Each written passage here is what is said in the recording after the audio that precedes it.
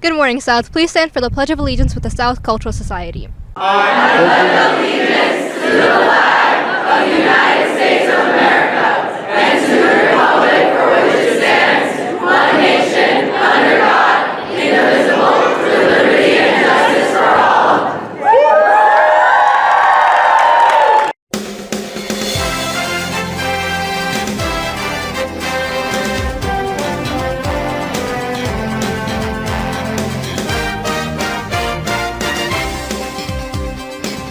We'll hear more from select members later in the show. Good morning once again, and welcome to the Falcon Report for this Friday, the 11th of March, 2022, a day one. I'm Graciela Alvarez. And I'm Sarah Singh. One of the most anticipated events of the year transpired last week with the Cultural Society's World Culture Night and taking place in style. Luke Lopez was there to tell us the events. That's right, I'm here at the first World Culture Night in 2 years. For months, the members of the Cultural Society have been put hours into dancing and singing in order to perfect their acts, and they did not disappoint, delivering a multitude of different cultural performances. Though the size of the crowd might have been limited, they were certainly just as loud as previous years. The night kicked off with Chinese Fan, followed by a number of familiar acts from years past, including Irish Step, Salsa, and Merengue. Following a brief intermission period, the audience was immediately captivated by the drums of the Chinese Lion, Swing, and West Indies performances. Throughout the night, officers of the club took to the stage to deliver their comical skits to a very receptive audience. You need to go get the lion drum from storage. This year's performance also features some amazing singing acts from Cultural Society members, including Kiefer Villarreal, Alyssa Gonzalez with Tatiana Roseo, Mariana Gomez with Ashley Delapar, Liz Lopez with Theo Oy and Roxanne Padilla, Valerie Lennis, and Victoria Sung.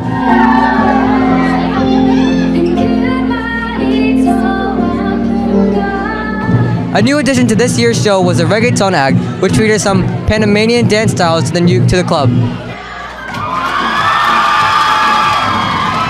Finally, the last performance took to the stage, showing off Chinese Yo-Yo's colorful display of lights in the dark South Hall.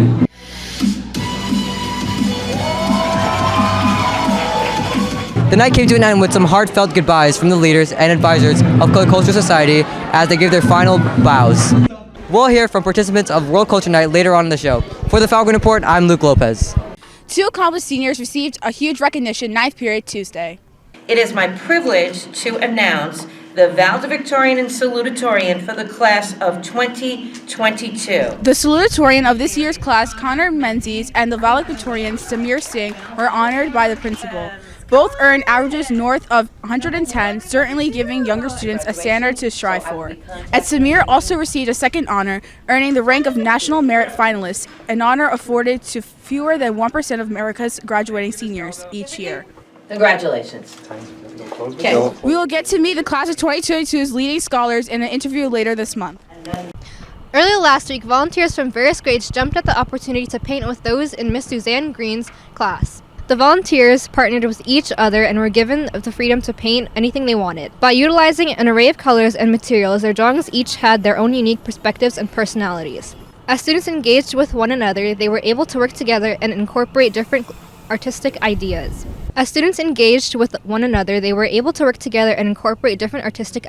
A noble act demonstrated by South students. And just as promised, the minds behind a successful World Culture Night joined the show. Emily Knopfdorf joins the show to speak with the participants. Emily? I'm joined here now with Cultural Society's officers. So, how did it go? It went surprisingly well given the amount of canceled practices we have, but we always put in a lot of effort and it always comes through in the end, so I'm really satisfied with the way it turned out. It was a beautiful show and I'm so happy to have shared it with so many of my favorite people. It was really stressful the coming days, but it was great the day of. Everything just comes together and everyone has so much energy. It's my second year being a choreographer for hip hop and I'm so happy and it came out really nice and you could really feel the energy and we put a lot of time and work into this.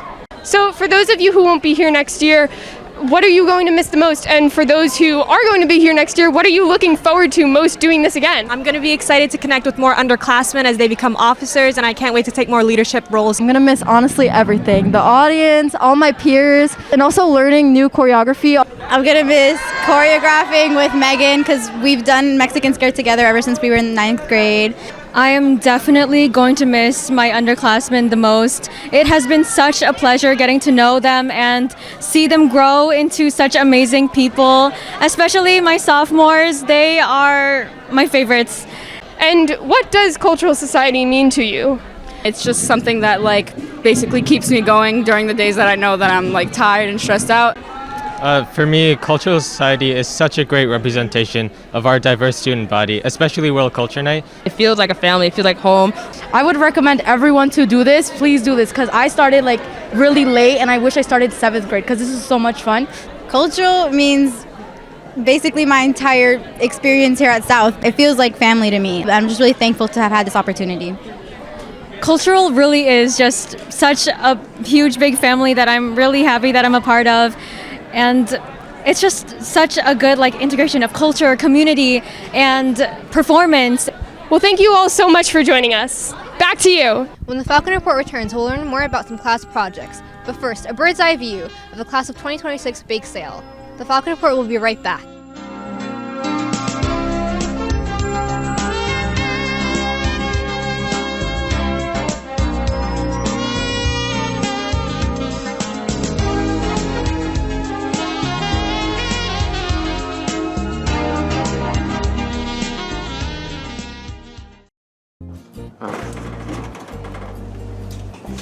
Ooh, it came out perfect. Oh, hey, Mrs. Green, what do you have there? It's my pie for the Pie Day event. Oh, awesome. You owe me $2. All right, then. I guess I'll go on my school bus right now and pay you. See you later.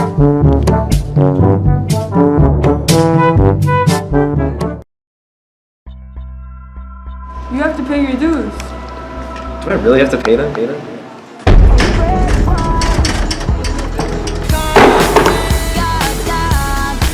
He didn't pay his dues.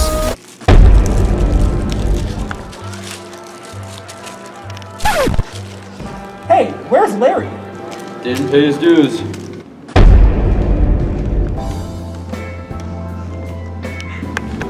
Where's his prom date? She didn't pay her dues. I guess they are pretty important.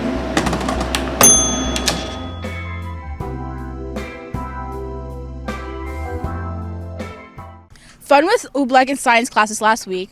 Saeed Ali has all the details. The students in Miss Jeanette Azara's science classes were able to experience a hands-on simulation with some oobleck.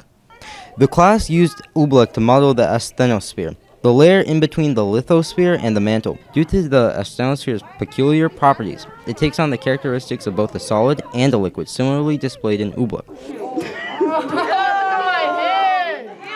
Taking advantage of the resemblance, the students had the opportunity to run a number of observational tests to collect data. Using their newfound information, the students developed a claim using reasoning and evidence to support it. The students seemed to have a lot of fun in this gooey experiment. For the Falcon Report, I'm Saeed Ali. The weather was doing so well until Wednesday came around. We'll turn to Oliver Jasinski to see if the previous weather will return. Oliver? Although it looks nice outside right now, don't get too used to that this weekend. Today will feature sun and some clouds, with a high of 48 and a low of 42. However, there will be a coastal storm tomorrow. The winds will really pick up, and that early day tomorrow will feature heavy rain. Other bands of showers will pass through in the afternoon, and the temperatures will plummet. There could be a rapid freeze-up and even some snow in the evening. Sunday will be cold with the wind in the morning and partial sun. It'll get warmer on Monday, so back to you.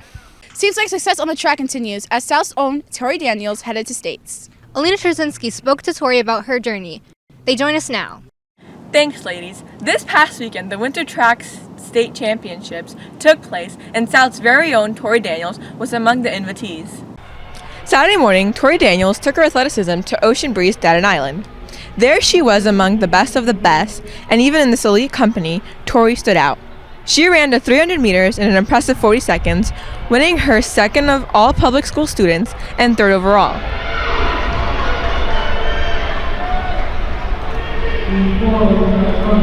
Throughout the season, Daniels was light years ahead of her competition. She was a major contributor to the relay races during the season, and for counties, she anchored her teammates to get a stunning 3 minutes and 20 seconds. Tori Daniels certainly did the Falcons proud. And that's sports. That's all for this edition of the Falcon Report. For Sarah Singh, I'm Graciela Alvarez. Have a great weekend, Sal.